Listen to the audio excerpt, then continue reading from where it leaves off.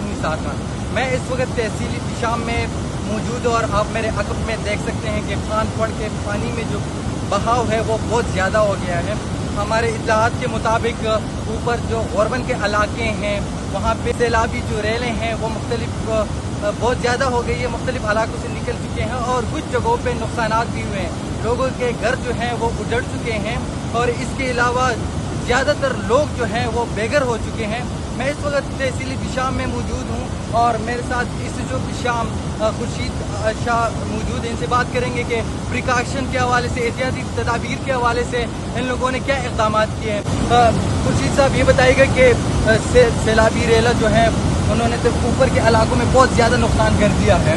बताइएगा कि यहाँ की रिपोर्ट्स क्या हैं और आप लोगों की तरफ से स्पेशल इंतजाम का क्या प्रिकॉशन है, क्या एहतियाती तदाबीर आप लोगों ने अपनाए हैं। पूरन वाला साइड पर ज़्यादातर नुकसान हो गया है, इस तरह पूरी में हुआ है, कोहिस्तान पर भी हुआ है, गिलगित में भी हुआ है, तो खतरा बहुत ज़्यादा है। बहुत शुक्रिया। ये थे हमारे साथ इसी जो बिशाम खुर्शीद शाह साहब। इसी तरह गिलगित बल्तिस्तान से भी खबरें आ रही हैं कि वहाँ पे भी बहुत ज़्यादा नुकसानात हुए हैं। और इसके अलावा आप सवात का विज़िट करेंगे या सवात के जितने भी वीडियोज़ आप लोग देखेंगे तो वहाँ पे बहुत ज़्यादा लोग जो हैं वो बेघर हो गए हैं। लाखों लोग जो हैं बेघर होने का खतरात से दो चार हैं और साथ ही बहुत ज़्यादा घर जो हैं वो सैलाबी रेले के जद में आ गए हैं। तो शांगला के तमाम नौजवानों से, तमाम लोगों से मैं दरख्वास्त करता हूँ, लोकल एडमिनिस्ट्रेशन, पुलिस डिपार्टमेंट आप लोगों के साथ शाना बशाना खड़ी है।